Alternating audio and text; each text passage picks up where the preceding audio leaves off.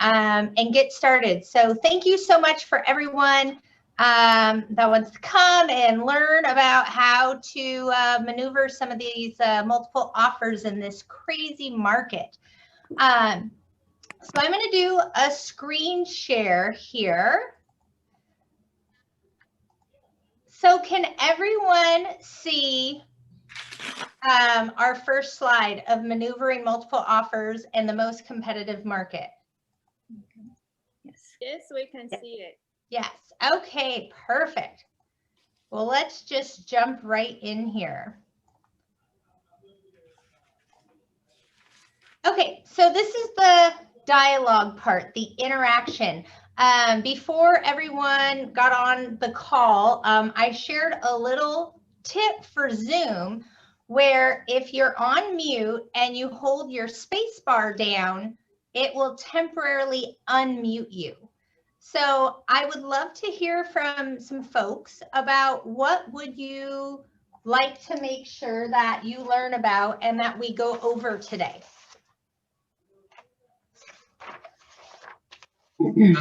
This is Vernell. I think one thing I would like to just kind of know is just through multiple offer situations is really trying to weed out the good from the bad, meaning if I am representing a buyer and I know there's multiple offer situations, how do I communicate with the seller to try to ensure I know what the sellers are looking for to help strengthen my offer?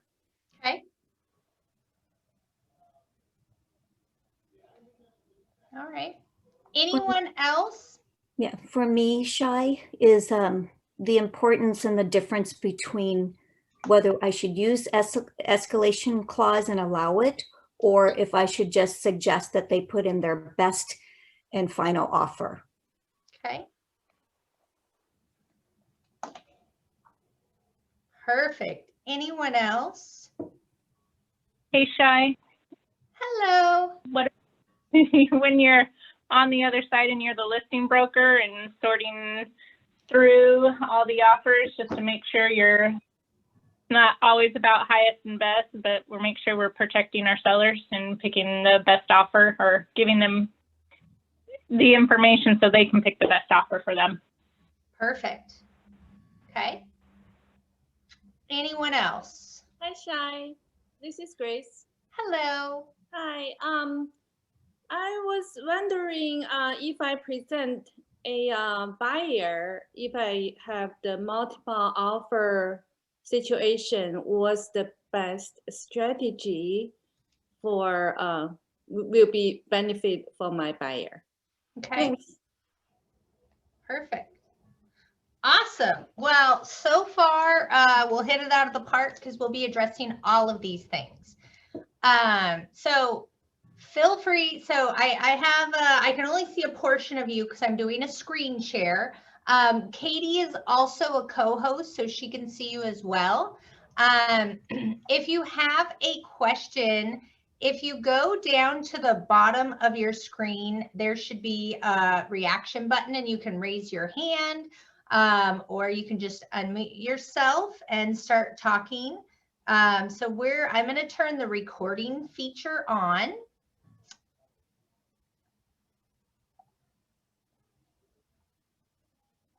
And we're going to jump right in here. Hi. Yes. I would just like to know what you guys suggest if you're the listing broker and you get a bunch of offers. How do we officially respond to all the offers? Do we need to send something back saying, yes, we've received it, we're rejecting it, or what? Okay. Perfect. All right, I'm just taking notes to make sure that we get everything addressed.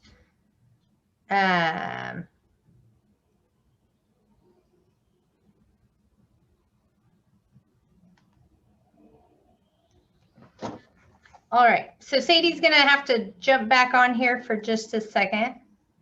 And we're gonna just jump right in.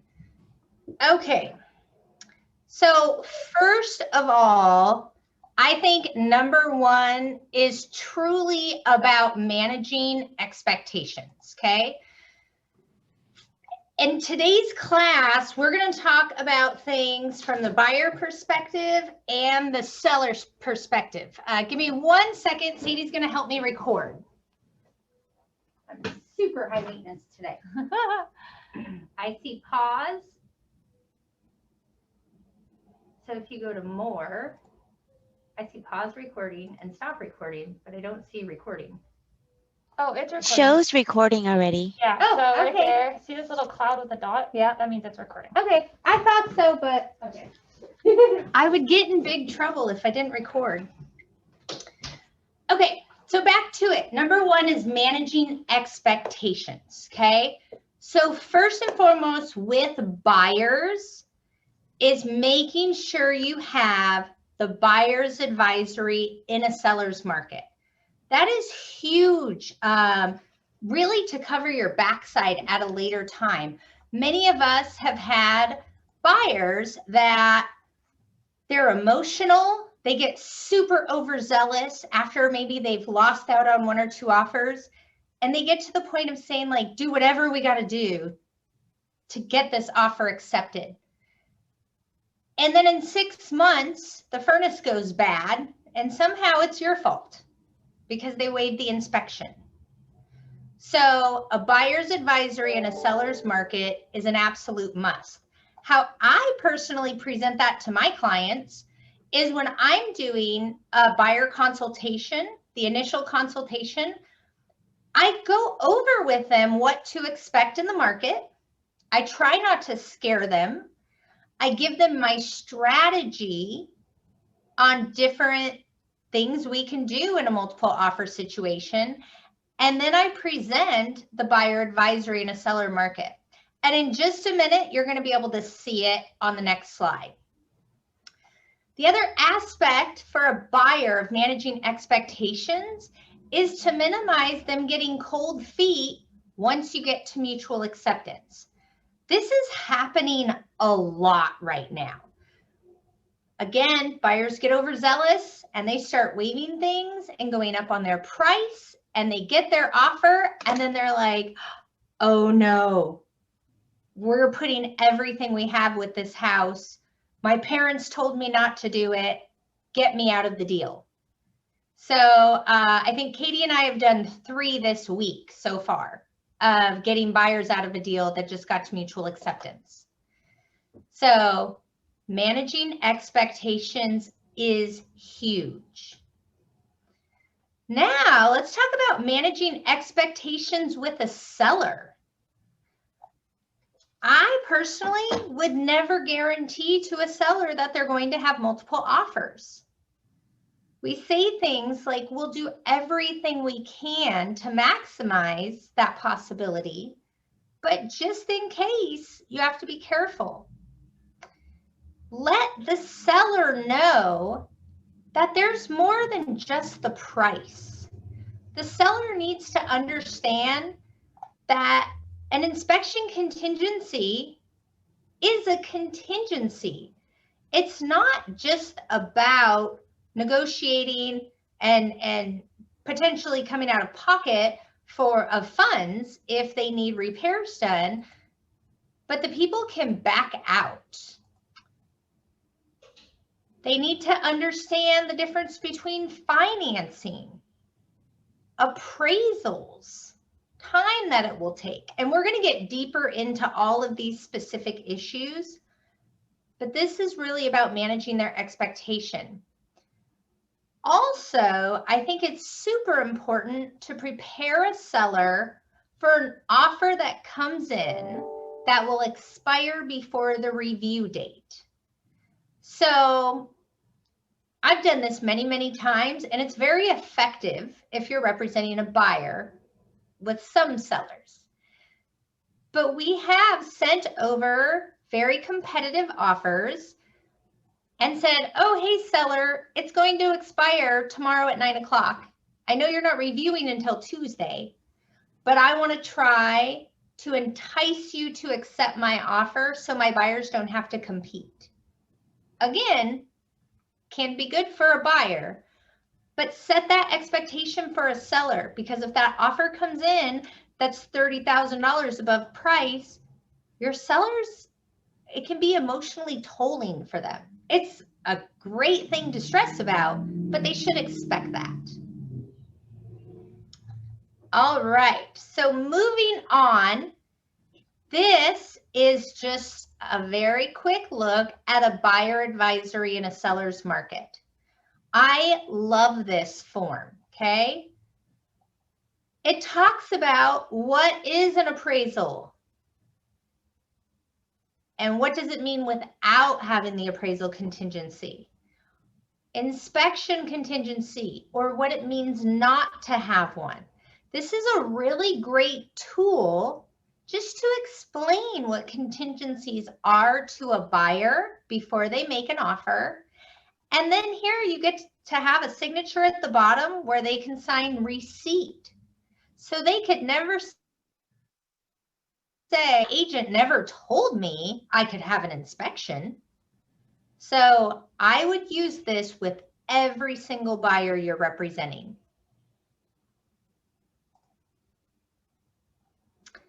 Now, an offer, as we all know, is a package, okay? Make sure your package is complete. How many times have you heard about a buyer winning in a multiple offer situation and not being the highest price? It happens a lot. There are sellers out there with heartstrings. There are sellers that would rather take a lower price offer and have a waived inspection. It happened to me yesterday. Awesome. We were the winner, but we were $25,000 lower than the highest. So why do you think you got it? Because my client had a 30% down, and the client that bid $25,000 more had, like, I don't know, 5 or 10. They didn't tell me. They just said our down was stronger. Yeah, that makes a difference. We've all heard about cash offers being accepted for a lower amount, which really makes sense. But financed offers, you know, a lot of it depends on how you present the package. So make sure your package is complete. So can I just say really fast too, Sure. that we waived financing and so did the other one. So I'm still like, it's funny because after I hung up with the other agent telling me that we'd won, I called my mortgage lady and I'm like, can you explain to me why this is? Because both parties waived financing and appraisal. But she just said, there's just more potentially at stake. You know, they might be fine with losing their earnest money and walking away if the appraisal comes in low. And I'm like, okay, I guess it's just one of those mysteries that I'm still not like 100% sure. Oh, I'll help you clear it up. Yeah. It's about probability. Which offer is most probable to close? And when you have a buyer with a lower amount down versus a buyer with a higher amount down, the higher amount of a down payment, the more likely the loan will go through. The more likely there's less of an appraisal issue. It's just truly a probability factor when it comes to finance. Both parties are waiving appraisal though, because I mean, the appraisal issue, the seller could be like, well, not my problem. Yeah, but it doesn't. So waiving it is a contingency. If it's waived and the deal falls apart, it still falls apart. The probability aspect that I'm referring to is which is most likely to close. So that could be where they're going with that. Yeah. Thank you. All right. Love letters and videos. Okay. I'm sure a lot of us have heard about love letters and videos. I am a huge believer in love letters. I think they make all the difference in the world. So for a buyer, it can be a huge advantage, okay? It gives your buyer a voice. It really can make a difference. Now, whether it's a letter or a video. Now, from a seller perspective, and this is where we have to slow down a little bit.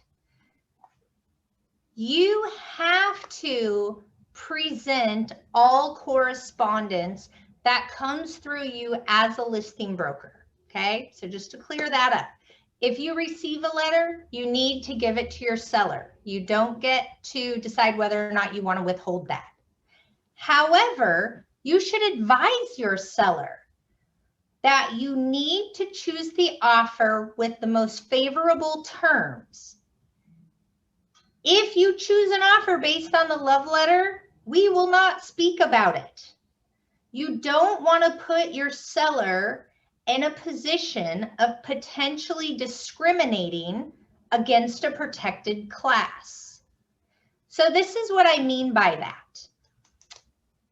This was a lawsuit that happened a few years ago. It was not in Washington. And there were two offers. And there was a family that had just moved here from another country. I don't even know the country. But it was a family against a single man. And the sellers somehow communicated, we want to sell our home to another family. We raised our children here. It's such a wonderful home. We want another family to grow up in this house. And the single man sued because he was discriminated against based on his familial status. Okay. Any questions? Daniela, you have your hand up? Yes.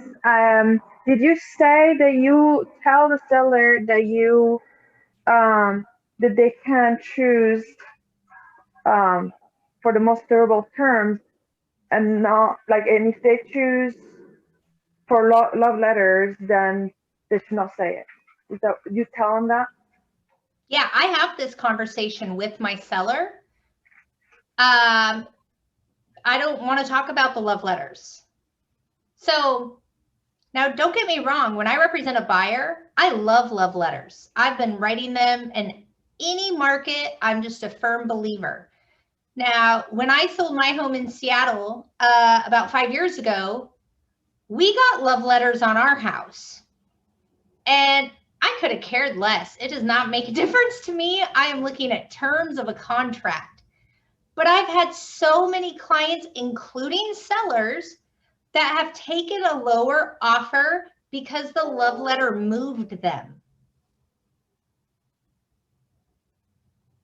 But where you have to advise the seller is don't discriminate against a protected class. And choosing a family over a single person is a form of discrimination.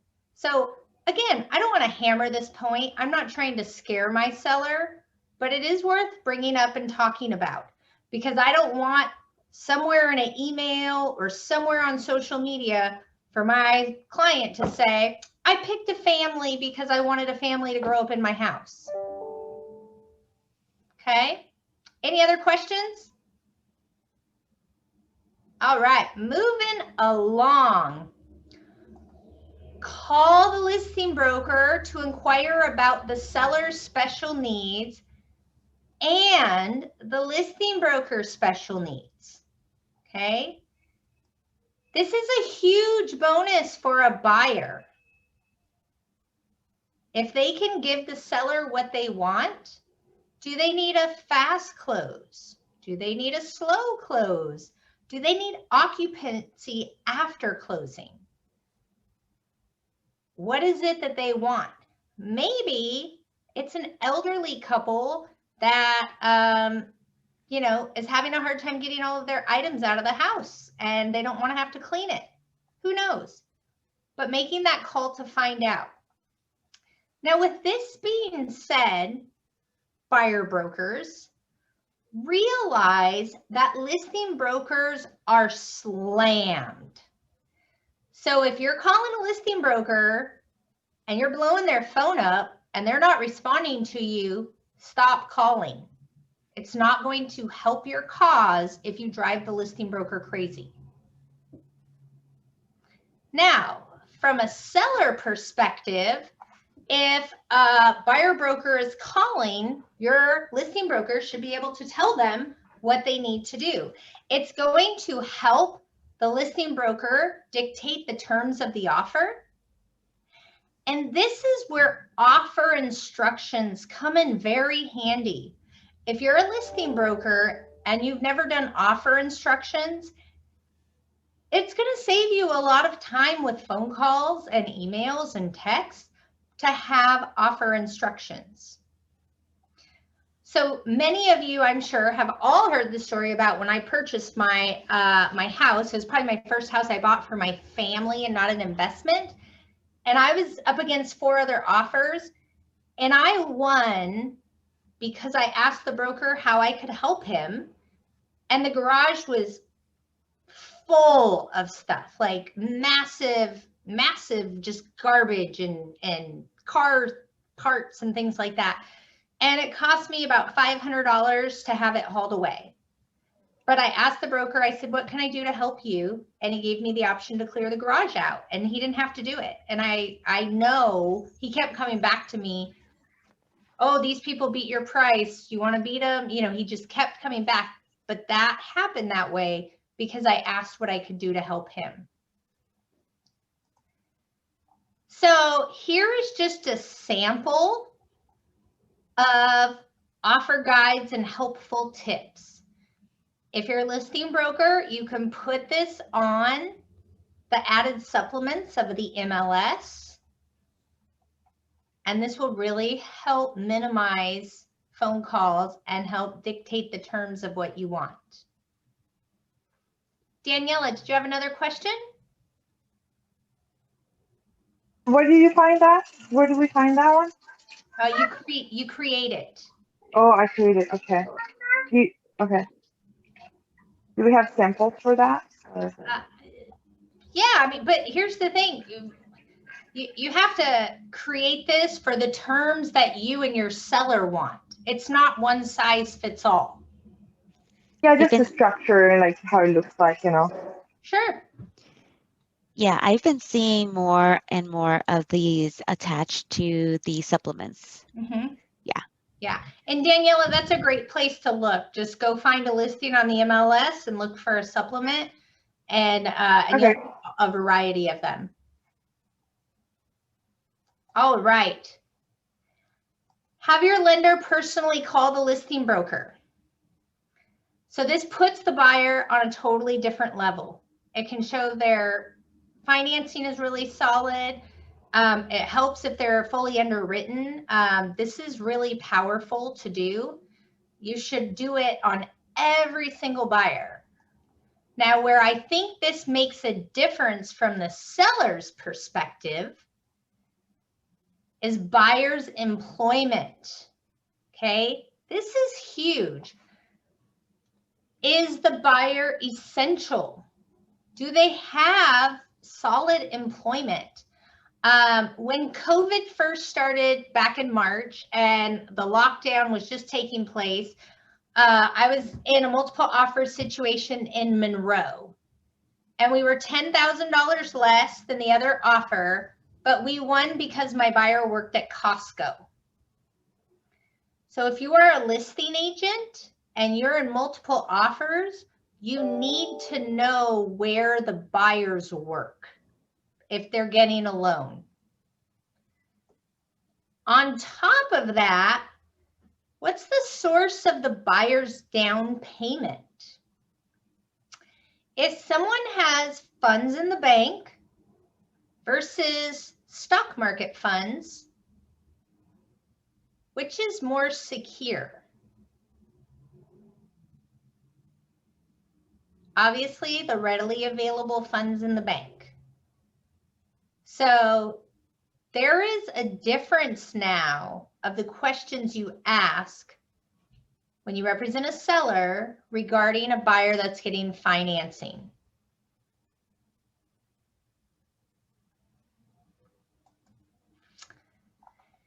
Include the pre-authorization allowing the lender to release financial information. Okay, so this is a 22AL. Now, if you have a standard financing contingency, within 10 days, listing agent can deliver this to buyer broker, and that's going to help get information about where the buyer's loan is. So if you do this ahead of time, it will show the buyer's confidence and solid financing. You're skipping a step to help the listing broker. So again, it's part of the package to make it more appealing. For the seller, it skips a step for them. You know that you're going to have full access to the the buyer's lender. Large down payments. So kind of going back to what Karen Sanford was talking about. Make sure the buyer's funds are readily available funds. So if I have 3 offers and somebody is putting down, you know, $300,000 on a $500,000 home, I'm definitely just automatically, I'm going to start leaning in that direction. But then I'm going to, as a listing broker, I'm going to take more steps to ensure, excuse me, where that money is coming from. So as a buyer broker, now we're not talking about cash offers. We're just talking about large down payments. Include a 22EF, and this will give the buyer an advantage showing where your down payment is coming from. It's showing how much more secure the buyer is. Now, something that's very, very misunderstood in our world is a 22EF, an evidence of funds, is not a contingency. It is a disclosure, okay? So just to be clear, I'm going to restate that.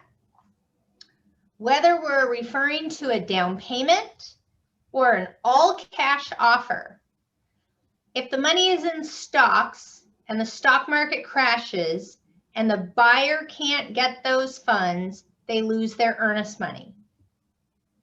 If a family member is giving them a gift and the family member passes away and the gift doesn't come through to the buyer to buy the property or uses a down payment, they lose the earnest money. A 22EF is a disclosure. Any questions about that?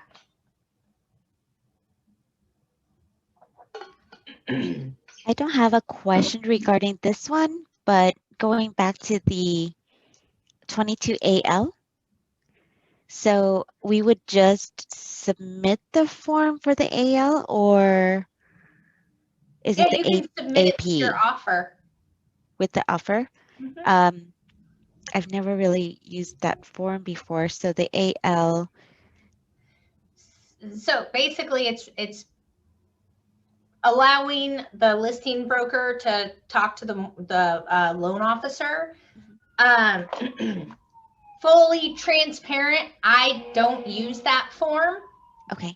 I call the lender right away, and if the lender doesn't talk to me, we got to work something out, because I want to talk to the lender almost every week as a listing broker.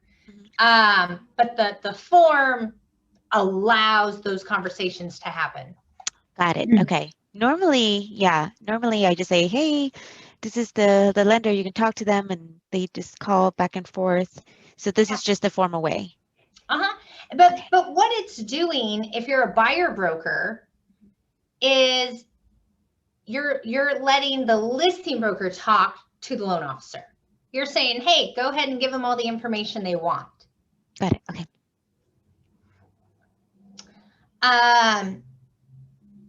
So we're back on the 22AL. Okay, so large down payment, 22EF is not a disclosure.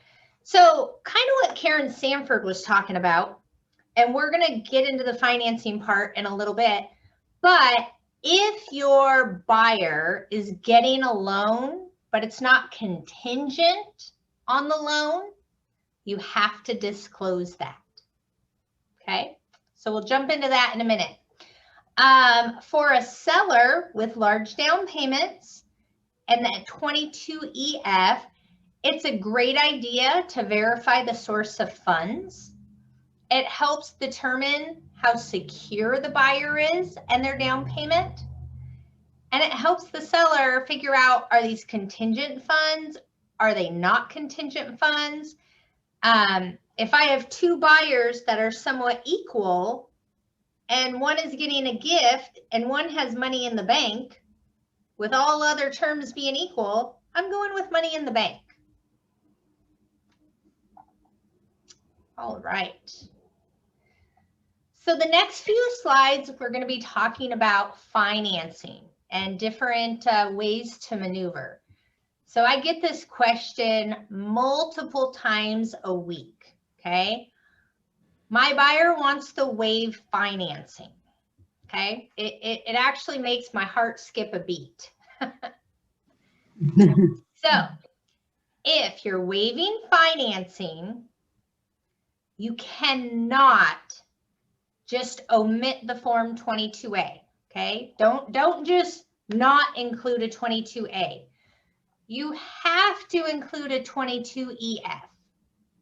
You must.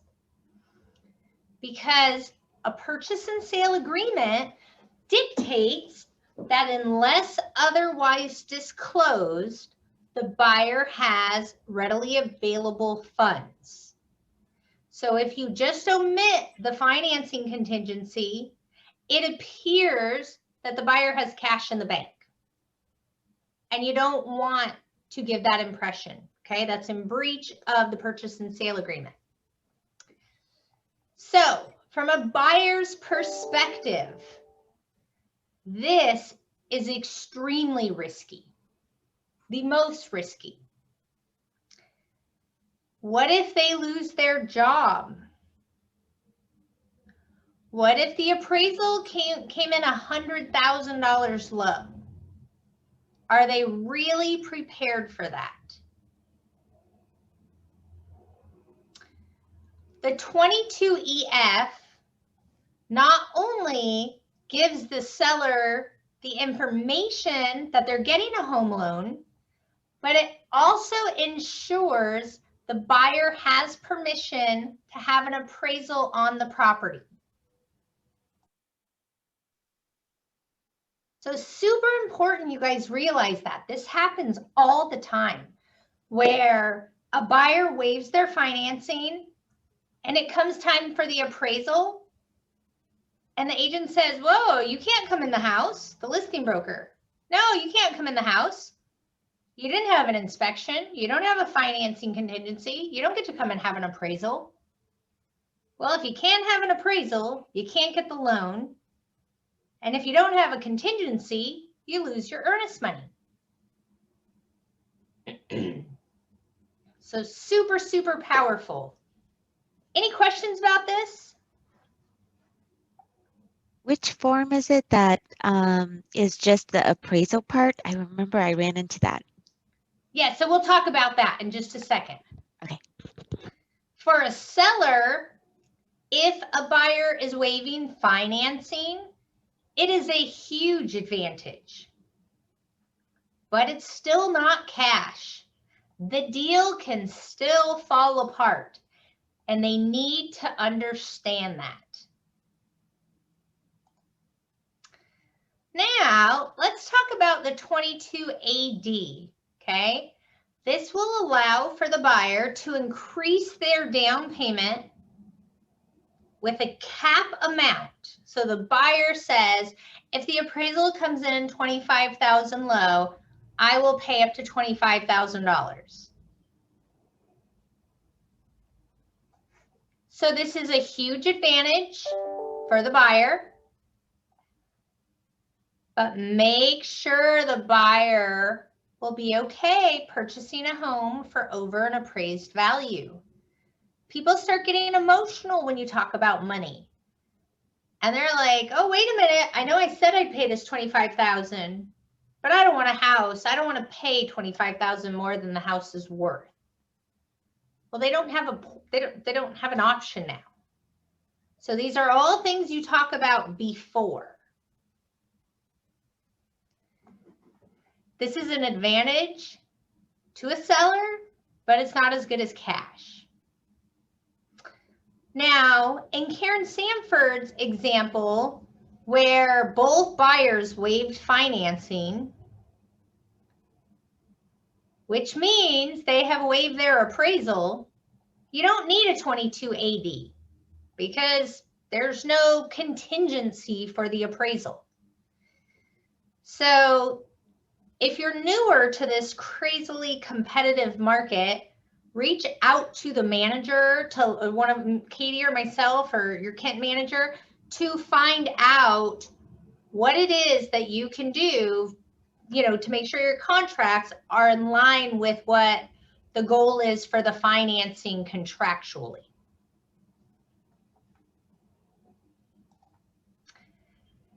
Now we have the seller's right to terminate. So it's a 22 AR. So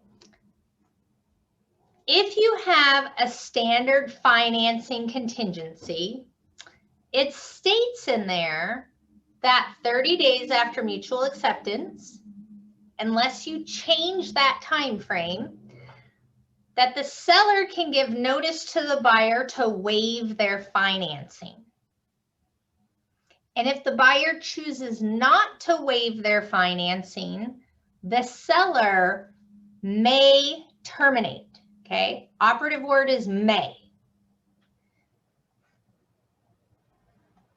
So the buyer, if they say no, we don't want to waive our financing, it doesn't mean the sellers will terminate, but they could. What's important about this from a buyer perspective is on the 22A and paragraph C, there's a little checkbox. And basically with that checkbox, you should check will not. I really wish that was the default, but it's not. So you have to actually physically check the box.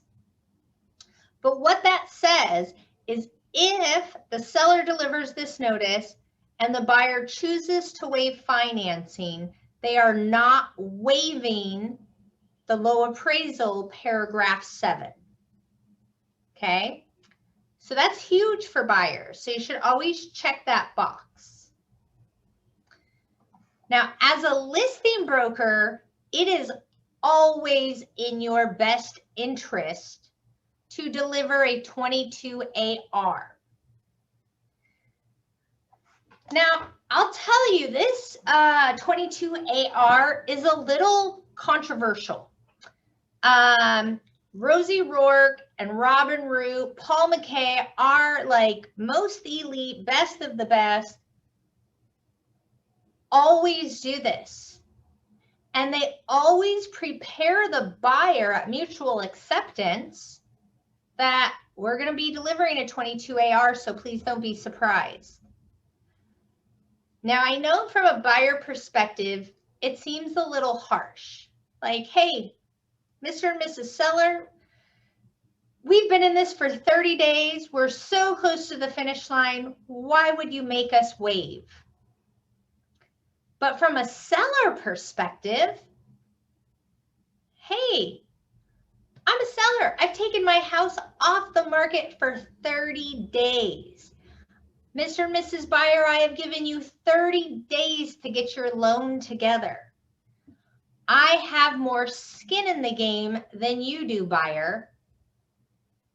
So now I need to feel secure that this is going in the right direction. Okay. Now, in today's market, there's a lot of things being waived. Okay. So this is probably not going to be as dominant of a topic if people are waiving financing and things along those lines. If it's waived, it's already waived. You don't have to deliver something like this. But if you're in just a regular old standard deal and you represent the seller, 22 AR is pretty important. Any questions so far? All right. Cash offer. We've all heard that cash is king. Shy? Yes. Sorry to interrupt. On that, the 22 AR, if the buyer receives that notice and they don't respond, what happens then? Seller has the right to terminate. within 3 days. Right, so they have the right to terminate, but the buyer really doesn't have to do anything, correct? No, so no, the buyer can say, no seller, I don't want to waive, or they could not respond. Mhm. And after 3 days, then the seller can exercise their right to terminate. Okay, but even if they did respond and they said, I mean, it's one of the options is that they aren't going to waive, or I don't know. I guess their options are to waive, and hopefully they marked the box C and they're not waiving their appraisal. Or the other is to terminate. Is that right? Are those the two options if they respond? No, so the seller says, here's your 22 AR. Buyer, I want you to waive. Buyer can say, yes, I'll waive, or no, I will not waive. Okay. So if the buyer says, yes, I'll waive, financing is waived, and the appraisal, depending on if that box is marked or not, that's up in the air. Okay. Now, if they say, no, I will not waive, or they don't respond, seller can exercise their right to terminate. Okay. So it all depends on how great the financing is looking at that point. It is. Now realize this. In a standard contract, the default time frame is 30 days. If you don't have your appraisal back in 30 days, you have bigger fish to fry. Right. Right. But where this really comes into play is when these agents write in 10 or 15 days. Mm, Now you got to hold your breath for a minute on that appraisal. If it's 30 days, that appraisal should be back. right. Okay. Thank Does you. that help? Yes, it does. Perfect. All right, back to cash is king. I'm sorry, quick. Shy. I have a question. Oh, yes, go for it. So for the form 22 AR, is more benefit to seller or buyer? I got confused. Thank you. Oh, sure. It's definitely the benefit to the seller, not beneficial to the buyer. I've got a clarification point too, Shy. Yes. So I've had some issues with appraisals being delayed and getting to that 30-day marker or even going beyond it and not having an appraisal back. What happens there if we don't have an appraisal in and we're being asked to waive? You know, at that point, you know, are you advocating for your buyer not to waive? So here's the thing, in all of these conversations that we're having, in every single topic we're talking about, it's up to the client. Your job is to give them the good and the bad and the ugly. And you say, hey, buyer, it would make me nervous to waive my financing, but we're 30 days in. The lender said you are rock solid. Now, if you don't do this, you risk the seller being able to terminate. But if you do this, God forbid something happens, you know, you go from there. Now, and I've struggled with the 22 AR for a long time.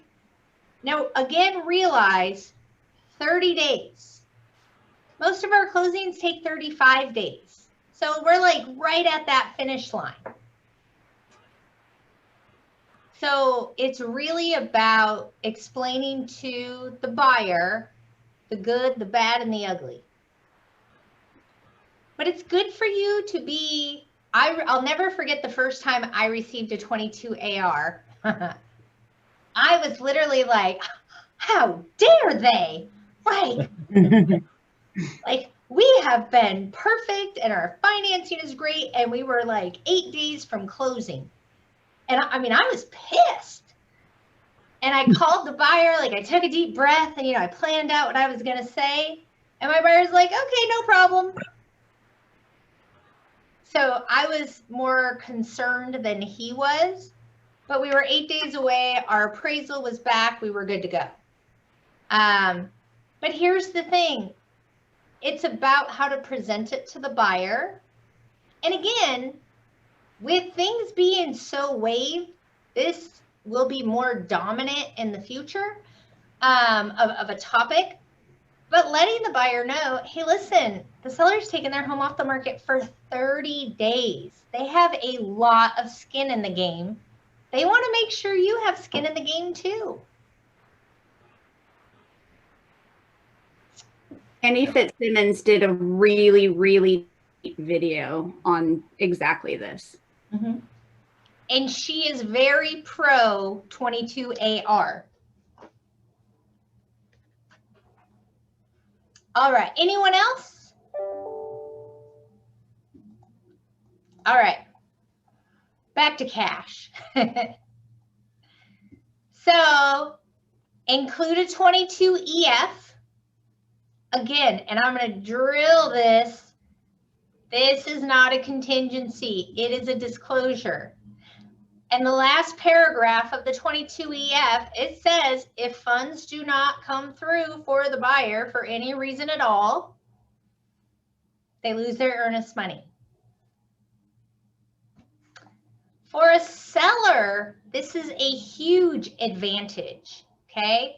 This is the lowest risk offer because there's not a financing contingency, okay? Now the seller needs to understand that contingent funds are not guaranteed. If Michelle Tafoya is, sorry, I can't see everybody that's on the call. Michelle Tafoya and I have been having a great fun. Yes. That's why I'm laughing. So I will not share names, well, except for Michelle's. Michelle had a listing and the buyer broker was a top 1% broker, okay? And they included an evidence of funds saying that the buyer is getting a HELOC on their property, on their current house, and they are going to buy the new house with all cash. Long story short, it all fell apart and it did not happen. And the top 1% broker did not realize that the 22EF was a disclosure and not a contingency. And we are in World War III over earnest money. And we'll figure out how to win because you know me. But it was a learning experience for everyone that just because this broker sells 130 homes a year and is top 1% does not mean she knows what she's really doing. So watch out for that and make sure your seller understands it's not a done deal if it's contingent funds. It matters where the stock or the money's coming from. Stocks are a little bit risky right now. And then also no appraisal. That's huge. Huge for a seller.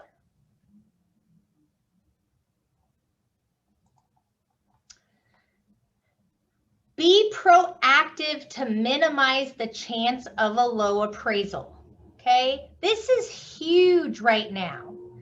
It's an advantage to both the buyer and the seller. Don't just bring comps, okay? Bring the comps, but make sure you bring all of the offers.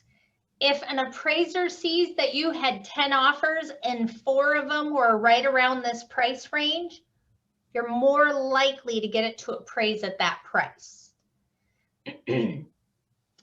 Now, also pay attention to this if you represent a seller. Now, you can have buyer number 1 that, let's say, is, you know, putting 30% down conventional loan, and maybe they're, you know, 20,000 over price. And then you have FHA buyer with a lower amount of money down, and they're 50,000 over price.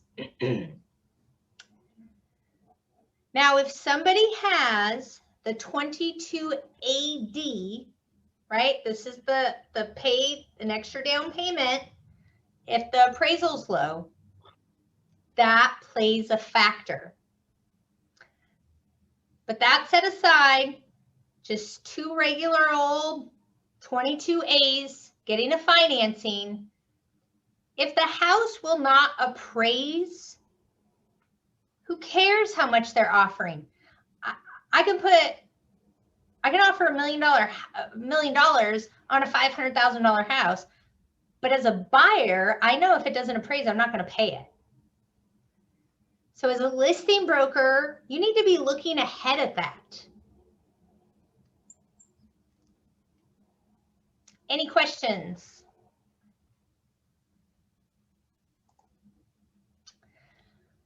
Shortest contingencies. This is huge. To make sure your buyer can meet these deadlines, don't put a one-day inspection contingency unless you've already planned it and you know you can make it happen. And this is a great advantage for the seller.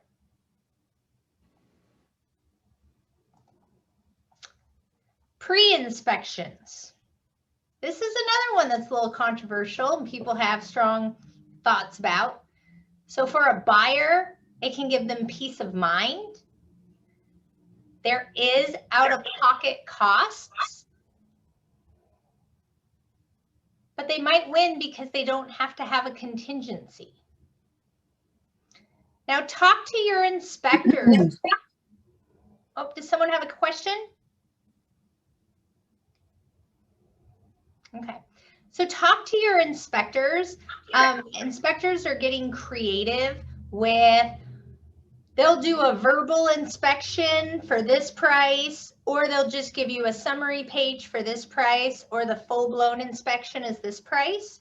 So if you have a buyer that might be doing a few pre-inspections, because who knows if they're going to win their offer, give them options about how to not spend $1,500 on 3 different inspections. Now for a seller, and if you ask 5 different brokers this, you're going to get 5 different answers. If you allow a buyer to do a pre-inspection, it's likely they're going to make an offer without a contingency, right? So that's a plus. However, there is risk involved. Annie Fitzsimmons is not a fan of allowing a buyer to do a pre-inspection. She believes that it can create liability for a seller because what if that buyer shares the inspection report or the seller learns about some material issue about the house?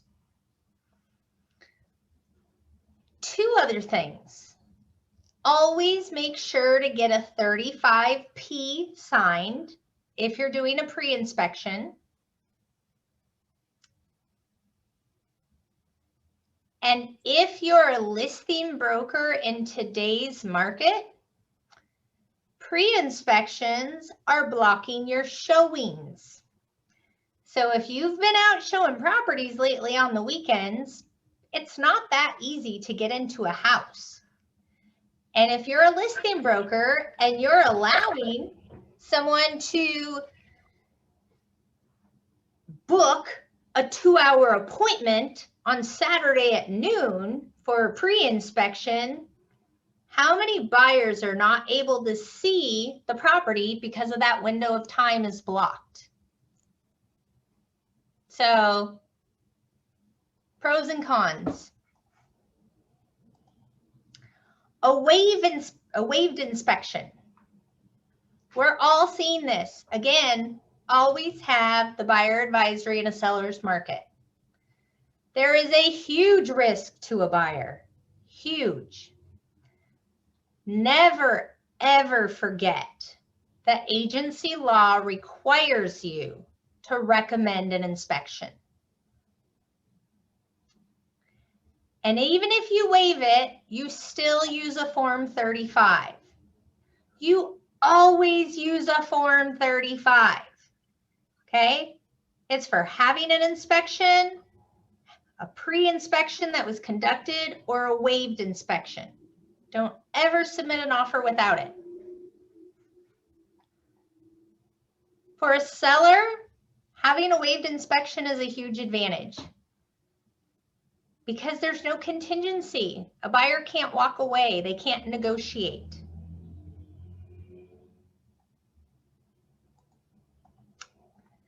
A seller conducting a pre-inspection. Oh, man. Yes, 5 different brokers. You're going to get 5 different answers, okay? So I'm going to take my manager hat off and put my broker hat on. I do not like it. I would not want my sellers to do it. But there are really great agents in our office that disagree with me and are huge fans of having their seller have a pre-inspection. So for a buyer, I was probably biased, and I put risky because I believe it's risky. If I represent a buyer, I don't know who Joe Schmo, the inspector, is. He's not, or she is not working for my buyer. How would I know if it's the seller's cousin or not, and they just happen to be a licensed inspector? I probably should have been a little more fair and put that it does give the buyer information about the property without having a contingency or without having to pay for a pre-inspection. But I believe that it is risky for a buyer. If you represent a buyer and the seller gives you an inspection and says, hey, don't worry, the seller has fixed everything. Take that with a grain of salt. For a seller, there is an advantage of giving this to a buyer because the buyer then would hopefully not have an added contingency. I believe there's liability that can come from this. What if the inspector missed something big and a year later the buyer said, oh, the seller left this out on purpose? Or the buyer was friends with the inspector and they weren't fully honest in the report that they gave. To me, it's just a road I don't want to go down. Buyer, if you want to do an inspection on the house or a pre-inspection, or you make an offer, we'll see what we can do with it, but I'm limiting my seller's liability. Now, if you do have your seller do this, use a seller procured inspection report. Okay, it looks like this, and it is basically a notice to the buyer. And this is part of the Form 17. It is a disclosure in a sense. So always make sure that you're using this. Now, one other thing I want to talk about that I didn't use as a slide because it's a little bit of an outside of the box way of thinking is sometimes buyers will write that I want to do an inspection for information purposes. Full disclosure, Annie Fitzsimmons is very, very much against this. If a buyer doesn't have a contingency to have the inspection, why would the seller ever allow it? Now, I will say it's been very, very useful for me in my career to use this paragraph. And I will say something along the lines of buyer will have an inspection for information purposes. I never say information purposes only, but just information purposes. Buyer will not share inspector findings. Buyer will not renegotiate price or terms based on the inspection findings, but buyer retains their right to terminate based on Form 35. So again, I don't want to say that I'm recommending this. This is me with my agent hat on, but I want to let you know it's out there. But our Seattle King County hotline attorney is not a fan. All right, escalation clause. I love escalation clause. I do. For a buyer, it is a double-edged sword. You could win with an escalation clause, but you are showing your poker hand. So your buyer has to understand that.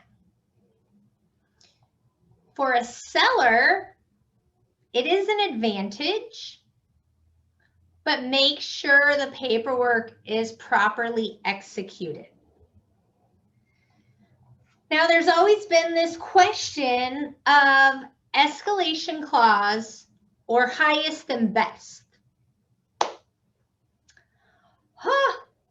That is a tough one.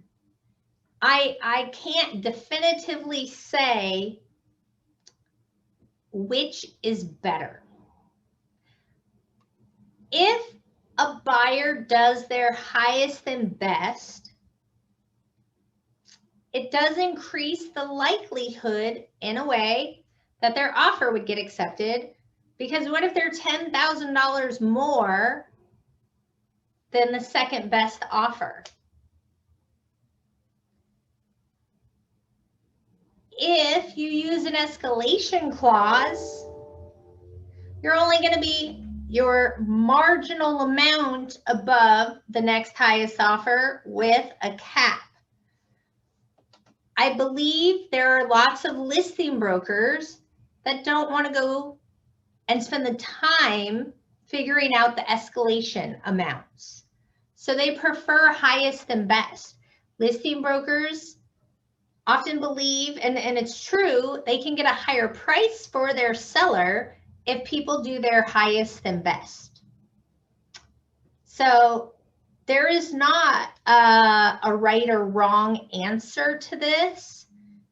You have to leave it up to your buyer and let them know the pros and cons of each. Any questions about that?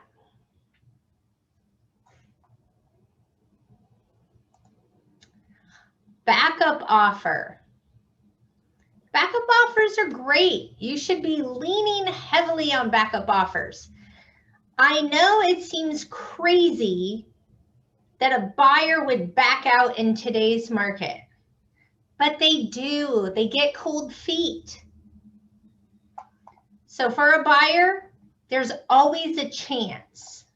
Now remember, if you are representing a buyer and they have an offer on a property and they're in a backup position, and you're going to start shopping again and making offers elsewhere, withdraw the backup offer. You do not want to accidentally sell your buyer 2 homes. That does not end well. For a seller, it's an advantage because 2 is better than 1. And most of the time, it's not an advantage to go back on the open market.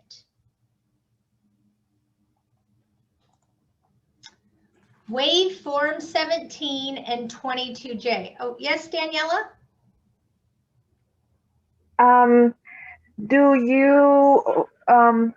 you rescind the offer that you made after, like, you put another offer on another house and it gets accepted, or before you go shopping again? You need to do it before. And the reason why is, let's say I have a backup offer on Brad's house. Okay, I'm a buyer. And a backup offer stipulates that if anything happens to Brad's number 1 buyer, I automatically move to first position. Well, if I'm in a backup offer and now I'm going to go look at Sarah's house and I'm like, I'm going to write this offer. I got to get this offer accepted. So I waive my inspection. I do what I need to do. And Sarah accepts my offer. And then I get a call from Brad 5 minutes later that the buyer's financing failed. I'm in automatic first position with no contingencies. I now have to buy 2 houses. And if I'm a typical buyer and I lose earnest money on one of these 2 purchases because I have to back out, it might affect my loan for purchasing the second house. So you don't ever want to have 2 offers. You can't have 2 offers for 1 buyer. Does that answer your question? Yes, thank you. All right. Shy, June put in the comments that she'd like you to repeat the information purpose inspection. Okay. So again, this is not me advising that you use this, but it has been effective. So I will say inspection is for buyer's information purpose. Buyer will not share inspector's findings with seller. And I know it already says that in the Form 35, but I restate it. Buyer will not renegotiate price or terms based on the inspector's findings.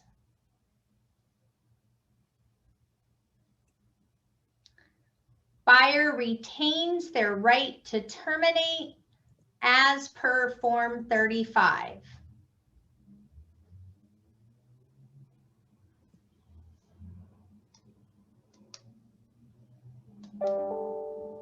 Hi, Shy.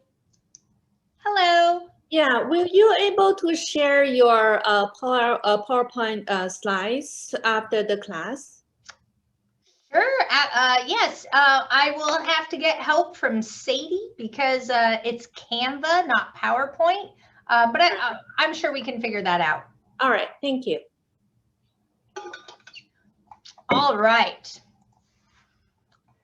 Waiving Form 17 and 22J. This you want to pay extra attention to, okay? So your Form 17 is your seller disclosure, and your 22J is lead-based paint. This is an easy thing to waive, okay?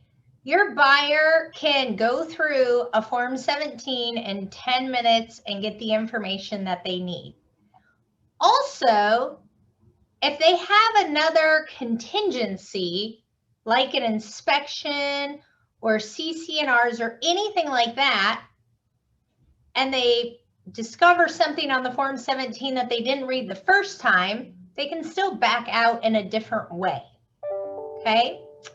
Just make sure your buyer understands what this means. There's no reason to have 3 or 4 contingencies all with the same time frame.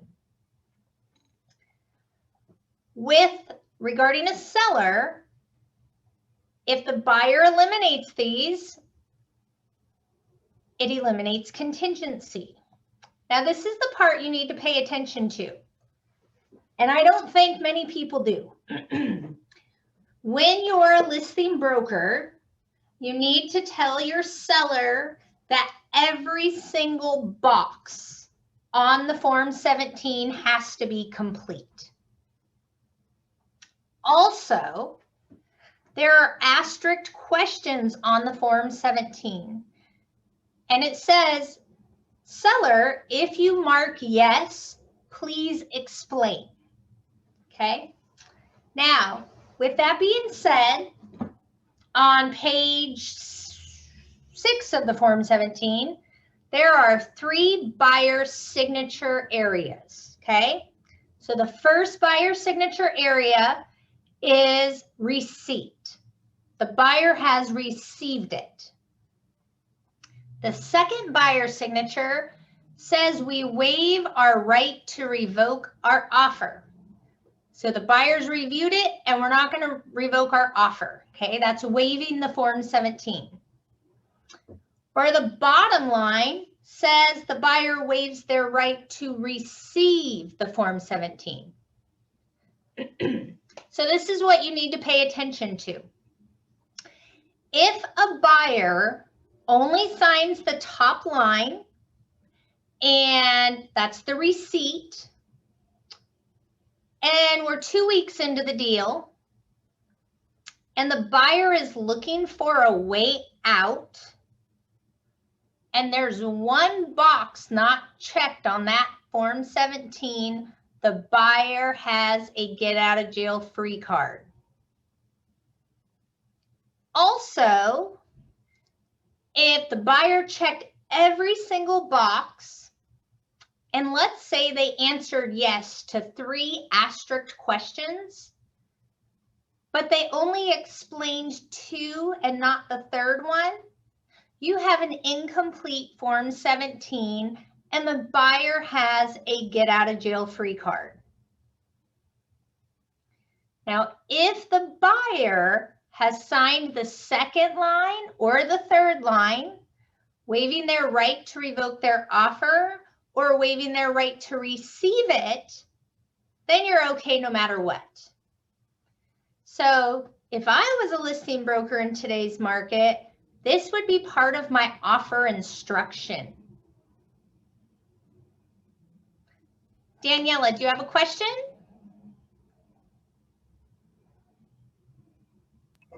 No. Okay. Sorry. I do. Yes. So part of your offer instructions would be you're recommending for buyers to waive the financing or the Form 17? Well, I would waive their right to revoke their offer. I would say, so let's say we go on the market on a Thursday and we're reviewing on a Tuesday. I can put on my offer instructions. Please have buyer review seller disclosure and sign the receipt, and they waive their right to revoke their offer. Okay. Now, just because you instruct it doesn't mean everybody's going to do it. Right. But I would at least try it.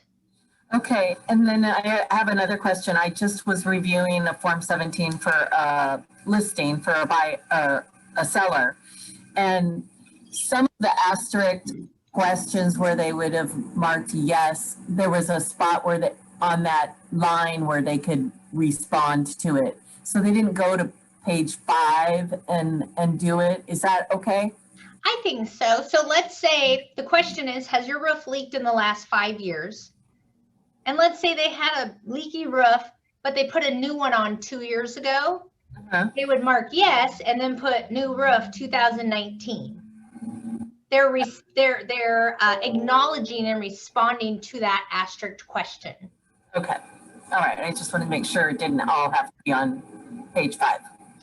So agency law dictates that listing broker needs to make sure that the Form 17 is complete. Now, I'll tell you, even for myself, I always made sure the boxes were checked, but I never really got too into did they reference the asterisk questions. And if a deal falls apart because of that, that's my fault. So make sure you're doing your due diligence. One of the 2 offers, so I said Katie and I helped brokers this week get out of 3 offers. 2 of them, one was with the Form 17 and the other one was with the 22J. So make sure that it's complete. So Shy, what you're saying is that if there are asterisk boxes, let's say the house is not on septic, so the septic area does not apply. we to tell our sellers to mark in every single one of those boxes, not applicable, not applicable? Correct. Okay, got it. All right, moving on. Buyer will clean and trash out the property. This could be huge for hoarder houses, for elderly sellers. It could make all the difference. So for a buyer, make sure you're understanding, they are understanding what they are agreeing to.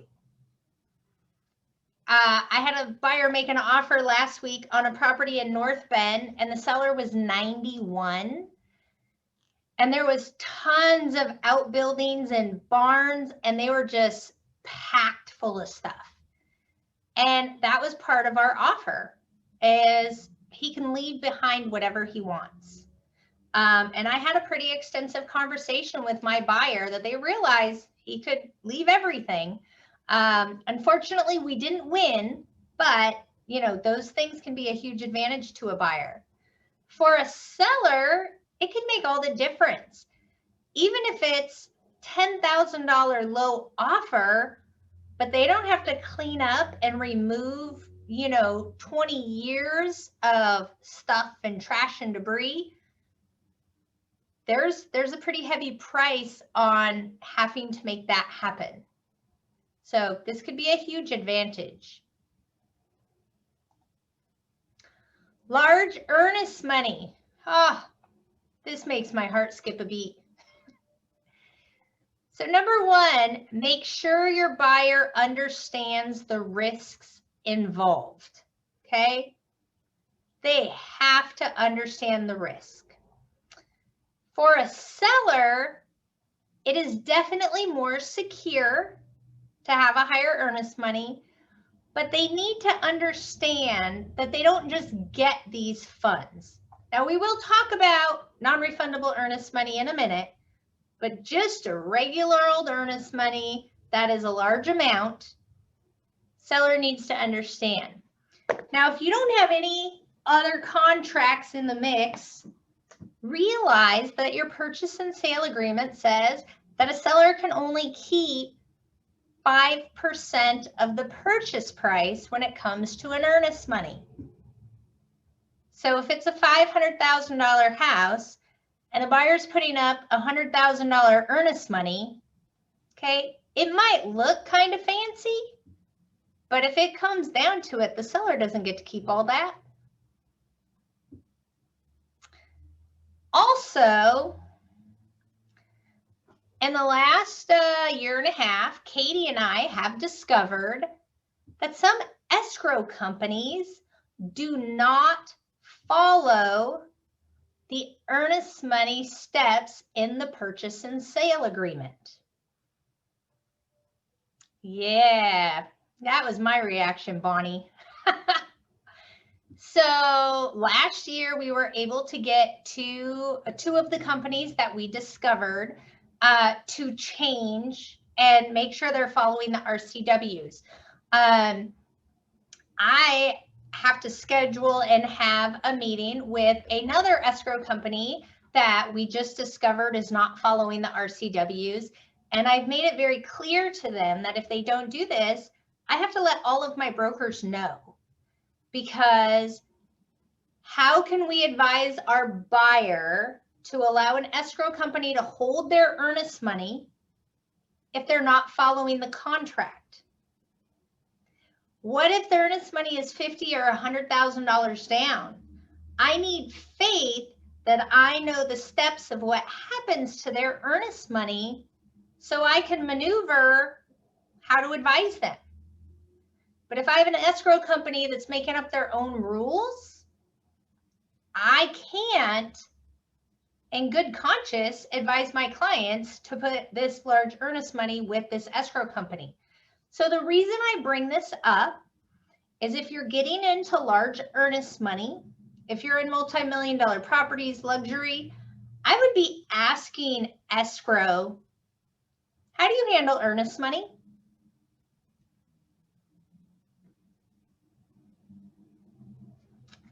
All right. Non-refundable earnest money. Oh, I tell ya, I hate non-refundable earnest money, but in today's market, it's what is happening. We're seeing $100,000 non-refundable earnest money. And oh, it just makes my stomach turn. So if your buyer wants to do non-refundable earnest money, you must use a form. You must. Realize from a buyer's perspective, what if before closing the seller passes away?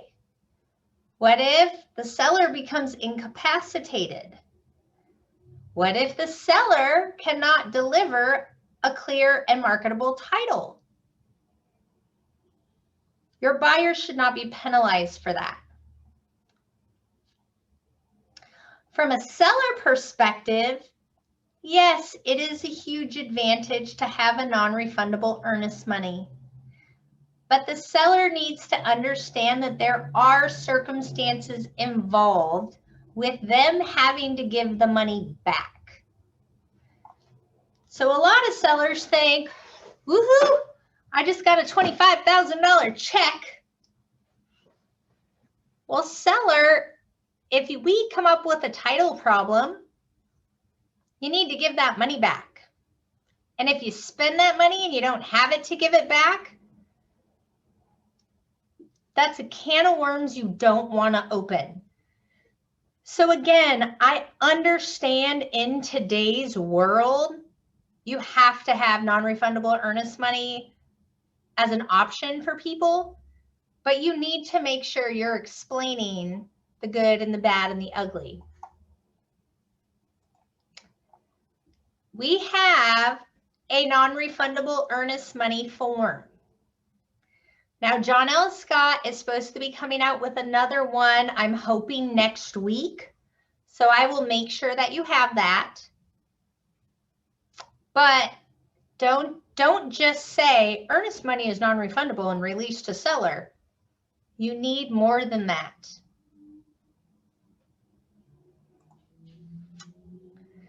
All right.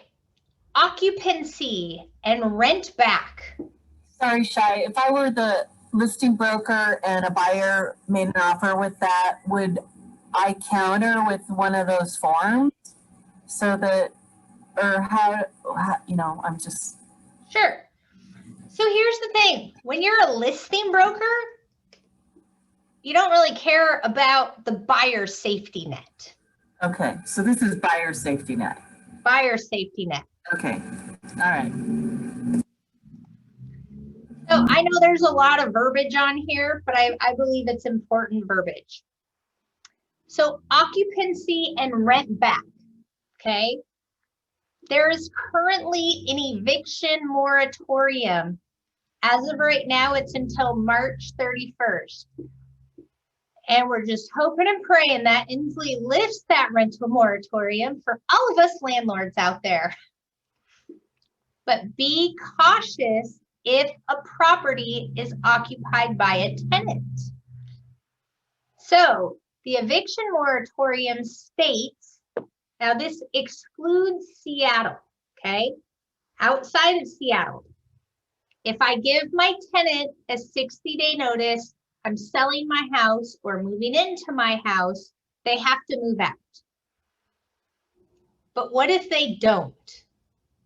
What if you write an offer on a property and there's tenants inside and you go to do your walkthrough 5 days prior to closing and the tenant is still there? Well, your hands are tied.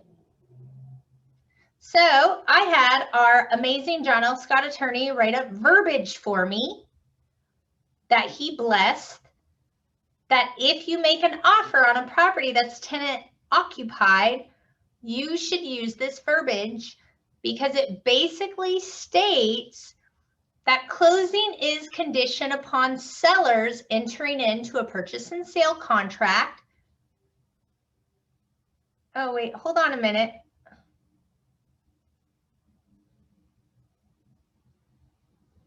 Oh, Okay, so you could skip the first part. This was for a multifamily, but X days prior to closing, seller shall notify buyer whether the condition has been satisfied. So has the property been vacated? I have to redo the top part of this before I send it to you. And notify if the condition has been satisfied. If such condition has not been satisfied, closing date shall automatically be extended for X amount of days. This has to be verbiage that's written in when you make your offer. Hey, Shy. Yes. I was just curious. So does this mean that so let's say, okay, that we say Y days that it is going to be extended, that it is like 5 days or 10 days or whatever. And then again, those 10 days pass and we haven't gotten our notification that they've actually moved out. Does that extend again and again and again perpetually?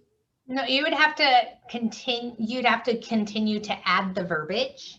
Because it says X days prior to the closing date. Correct. So, okay. So then we have to get a new addendum that states, okay, we got to do this again. Yes. Okay. And if the seller decides that they no longer want to agree to a new addendum that states that, right, extending that date, who's in default? Or if the tenants have not moved out and the seller does not want to extend, buyer needs to get a lawyer. Okay, great. Love that answer. And here's the reason why. It'd be very easy to say, oh, seller, we're just not going to close. Yeah. You don't want to do that unless you have some kind of backing from a legal expert. Okay. A party cannot just choose not to close. There's going to be some kind of repercussion. So you don't want repercussions to happen to your buyer, right, because of an action of a seller. Right.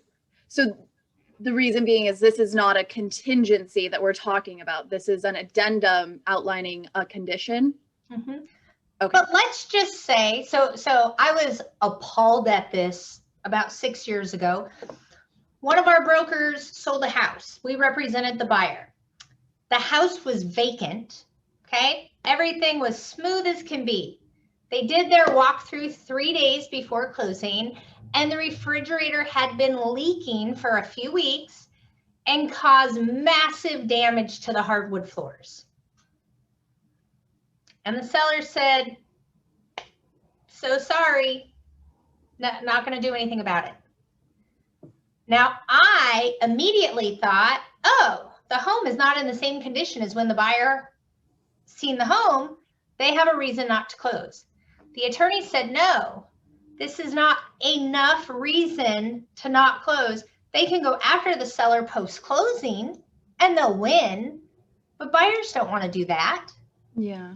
So anytime a transaction is not going to close for a non-legal reason, mm-hmm. they need to talk to an attorney. That Okay. is outside of the scope of what we can do. Gotcha.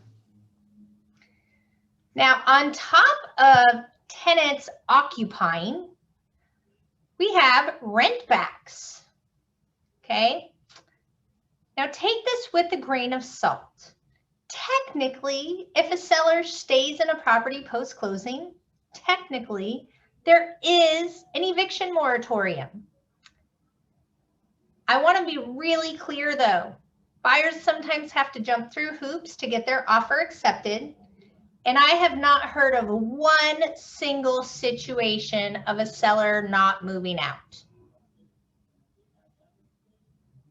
So, but you need to be aware. Yes, Mariah.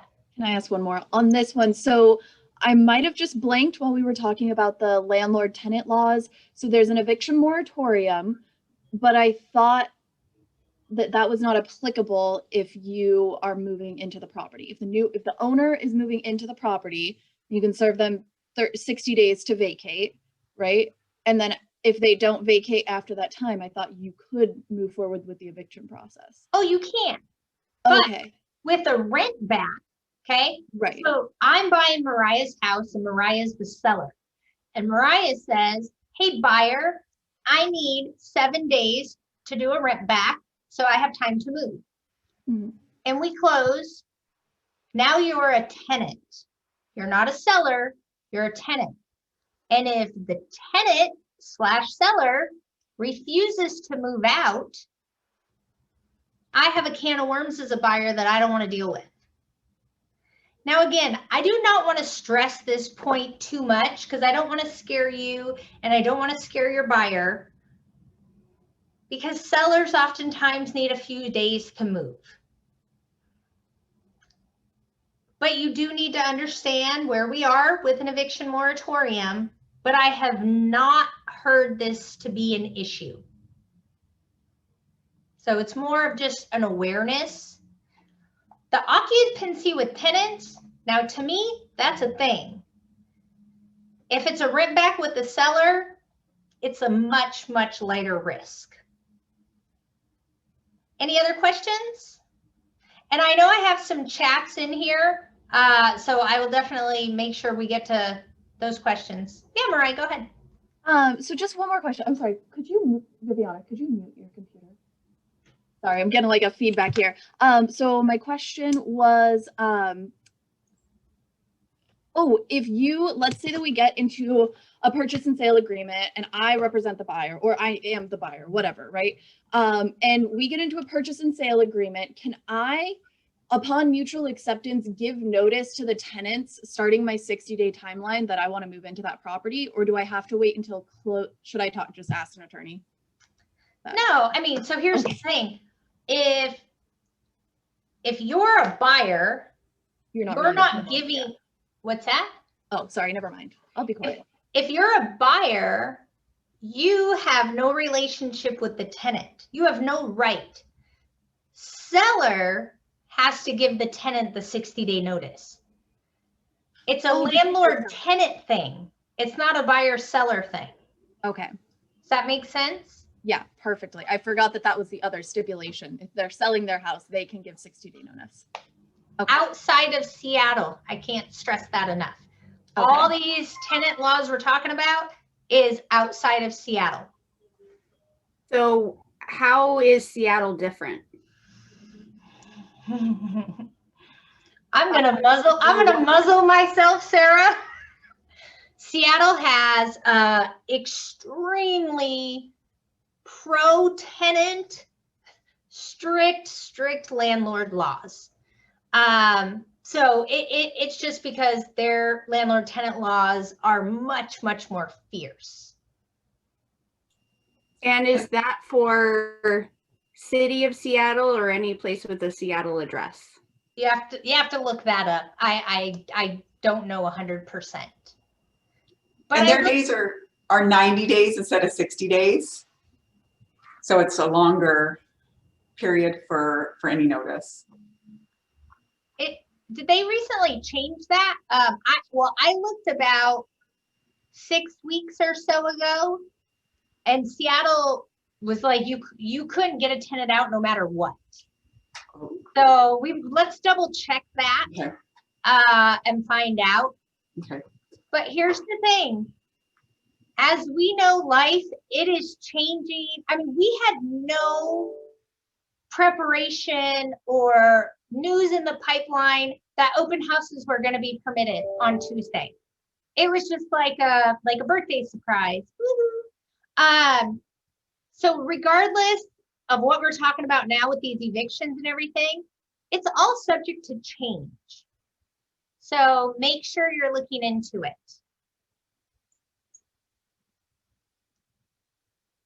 Any other questions? Hi.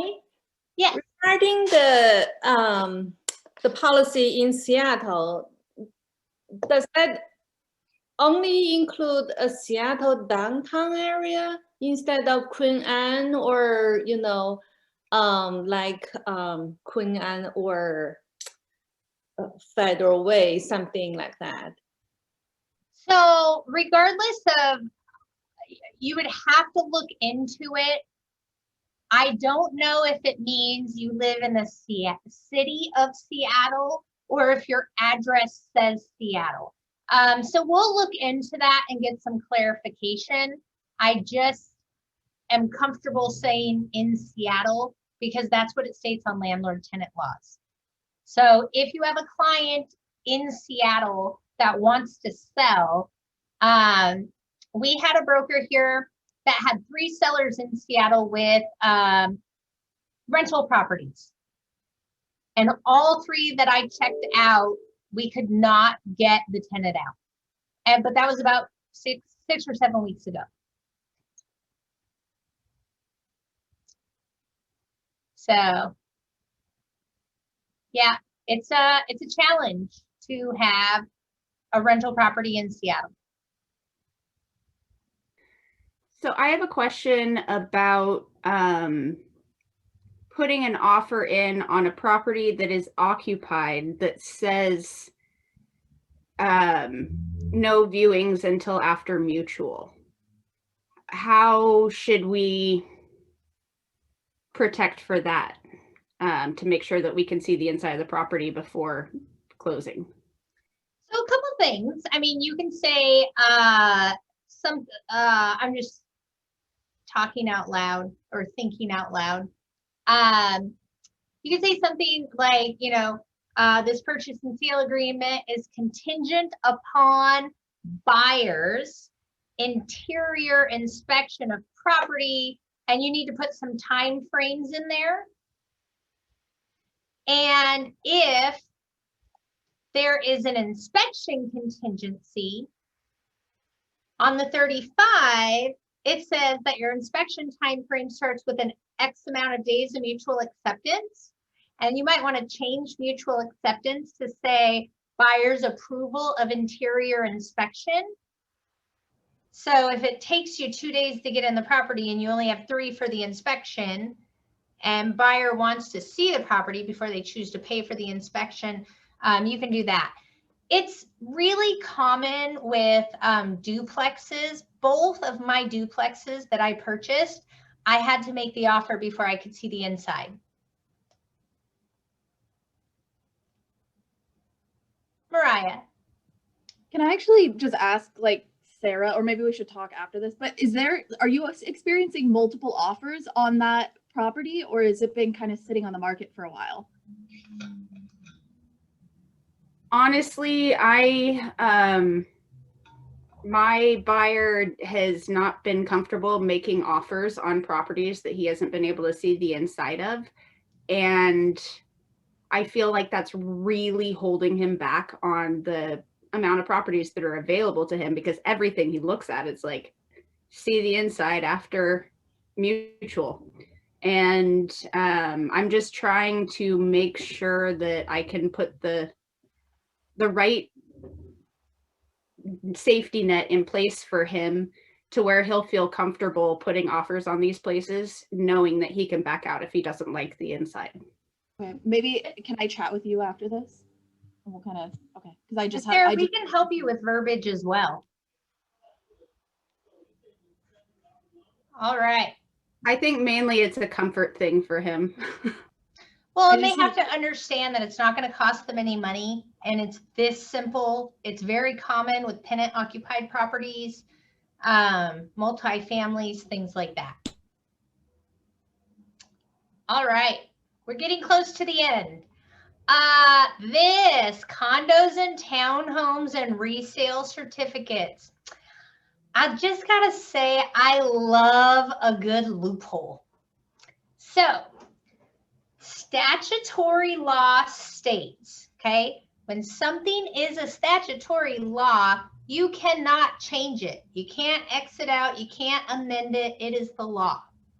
So statutory law states that when it comes to a property that has a resale certificate, condos and townhomes, a seller must deliver the resale certificate to the buyer, and the buyer must review it.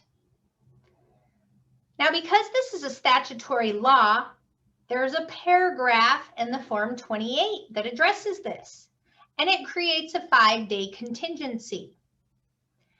All this is a 5-day get out of jail free card for a buyer. If you're in multiple offers on a condo or at a townhome, a buyer can be all cash, no inspection, and still have a get out of jail free card.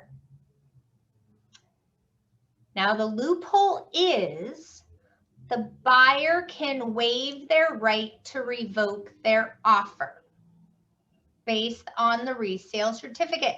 It's the same verbiage as signature line 2 on the Form 17.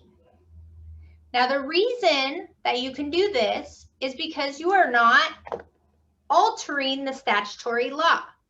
Seller still delivers it, buyer still reviews it, but buyer is saying, I waive my right to revoke my offer based on the resale certificate. Now for a buyer, this is risky because it completely eliminates the contingency. They gave away their get out of jail free card. Now for a seller, this is a huge advantage because it's a contingency no matter what for 5 days. However, you need to know that lenders also need to review the resale certificate. Lenders need to make sure there are no special assessments, or if it's FHA approved.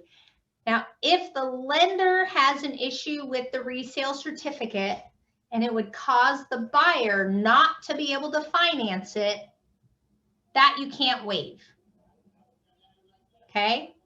So you waive the buyer contingency, but if there's a financing contingency in place and it disrupts the loan, there's nothing you can do about that. If you're representing sellers on condos and townhomes, this is pretty big. And I'll tell you, a lot of people don't realize that they can do this.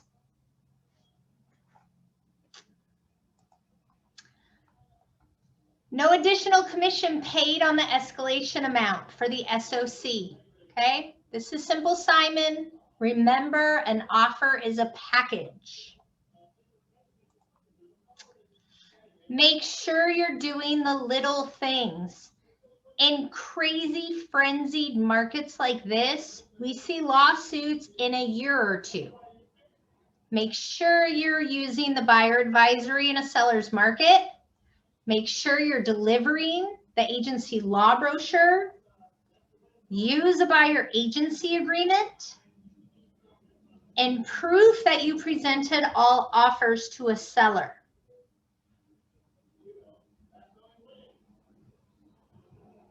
All right.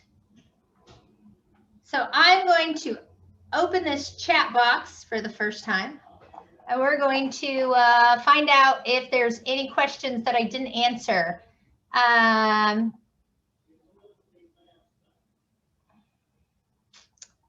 Okay, sorry, I think. Teddy, what do you mean from another office, Shy? About Michelle Tapoya and the earnest money.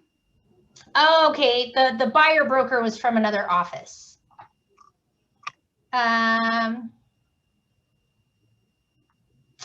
So Anne asked, I thought there was a law where buyers can't share their inspection report to sellers any longer.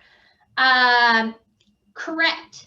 So the Form 35 states that a buyer cannot share, but they still do. So I recently represented a seller. I'm trying to figure out how to say this the best way. So I recently represented a seller on a listing, and the agent sent me a Form 35R that said, seller to repair the following items on the inspection report. Now this was a $875,000 house with a 2.5% SOC, right? It's like $21,000, $22,000 of commission. And she sent me the inspection report. She didn't even write out the repairs. She just referenced, I haven't seen that in years. Well, you guys know I like to win. So I called her and I'm like, hey, Esther, I'm just curious why you had your buyers breach the contract and send me the inspection report. And I was super like nice and bubbly about it. Long story short, Esther's paying for the inspection repairs, and they were pretty extensive. So Esther's going to get about $4,000 of her $22,000 commission. Now, I felt bad in the end because I did find out that Esther is 68 years old.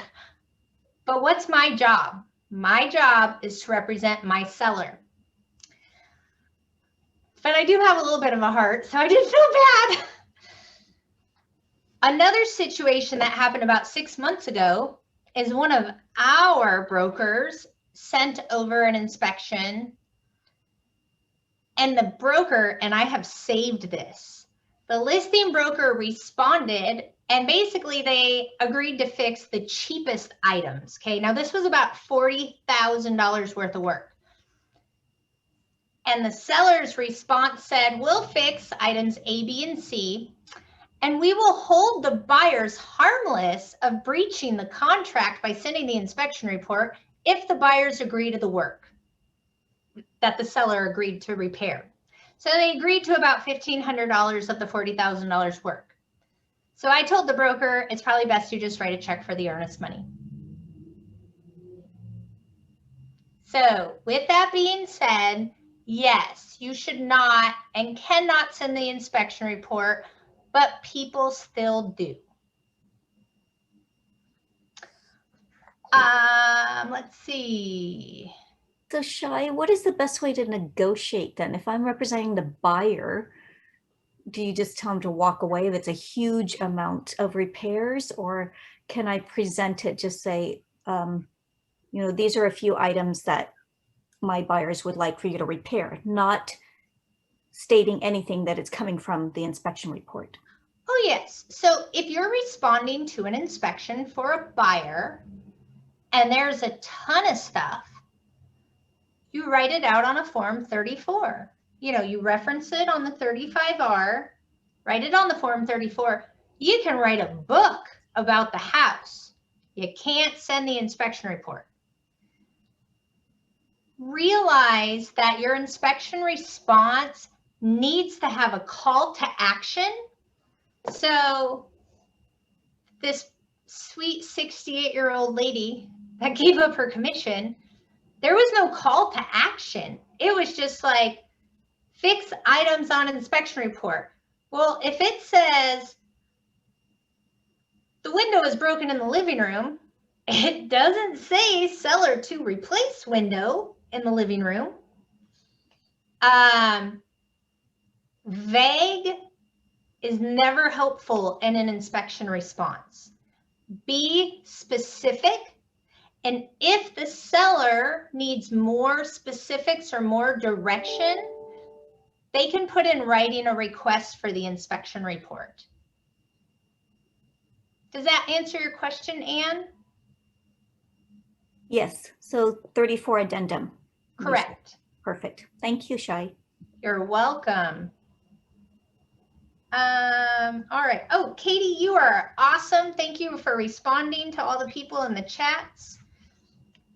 What other questions do we have? I just want to mention, for the city of Seattle, you can only be evicted if you are of imminent threat to life and safety. That's the only way. So, Shy, yes. I must have missed the very last part where you're talking about the escalation addendums and the SOC. Where would you talked about that the SOC wouldn't be based on the escalation amount, it could be based on what they go in at their offer at. Where would you put that in? Where would you write that? In agency, like the remarks section, or? So if I'm a buyer, if I represent a buyer and I am like going all out with everything. I would put it in my offer, and you can just put it like on the 22D at the bottom. There's a little area, or you can put it on a Form 34, and you just say SOC to be based on list price. I mean, it's a very simple line you can use. You wouldn't do this. You don't want to advertise this in your listing, because I believe that could potentially hurt your seller. Yeah, my 4-year-old into my office, so I didn't catch which part of it was a buyer's pro or a seller's tip. So thank you. Absolutely. And that's the thing. The SOC is what it is in the listing. You cannot negotiate people's SOC. Cannot. So in my situation where this fine lady sent the inspection report, the only reason I got her commission is because we had a little come to Jesus meeting on the phone, and she sent me a text that was like, I'm willing to give up this much money. And as soon as she opened that door for me, I welcomed her in the open door, and we talked from there. But I would have never, ever brought that up to her first, because that's an MLS rule violation. But I could threaten the bejeebers out of them because the buyer breached the contract.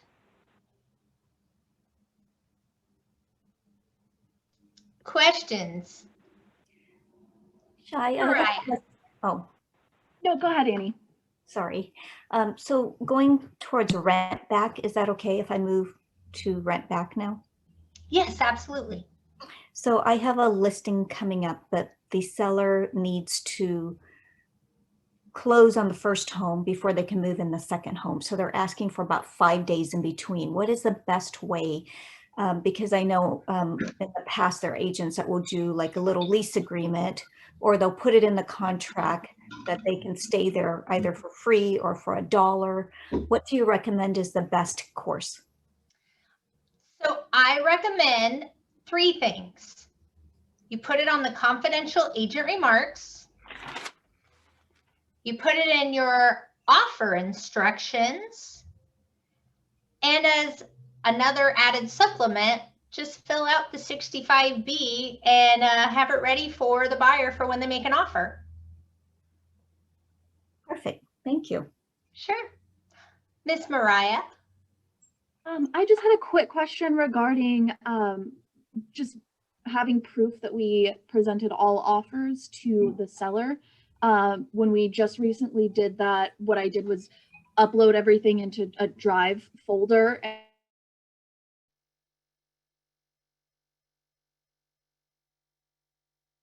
and have everything. Can you start over? We got uploaded in. Oh goodness, am I freezing? No, you're good.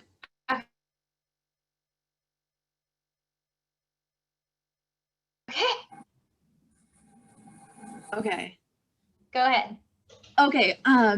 So I was curious about how do you verify that you've presented all offers to your seller? Just recently when we had multiple offers we reviewed, I uploaded all offers into a Google Drive folder, which I emailed to the sellers on multiple occasions. Is that enough? Because it shows when it was uploaded in Drive, and then I have the email verification of when I delivered it to the sellers. Is that enough? Or are you saying like we need to print out the first page of every offer and have initials on it from the seller? So I'm sorry, but I don't know that much about Google Drive, so maybe you should give me a class. But if you can prove that they were delivered to the seller, that's all you need. Okay.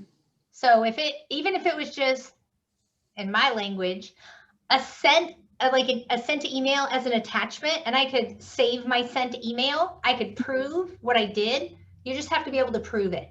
Okay, perfect.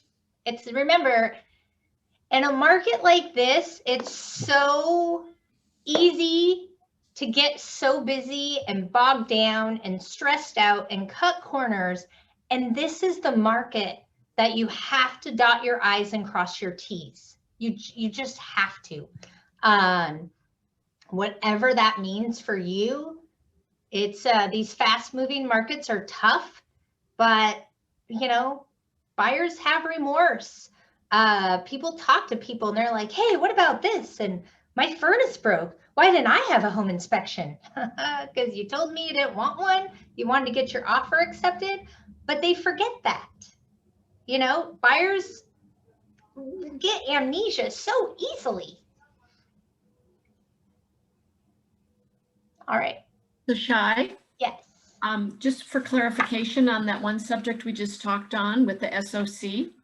So it's an advantage for a buyer's agent to declare that they will not accept a commission more than the listed price.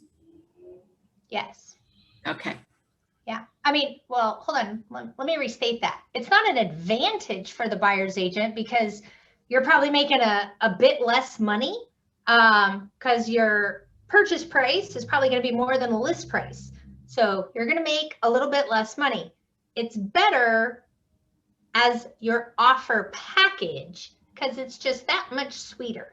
Yeah, that's kind of what I meant. It would be an advantage for the buyer's agent's buyer. Mm-hmm. Yeah.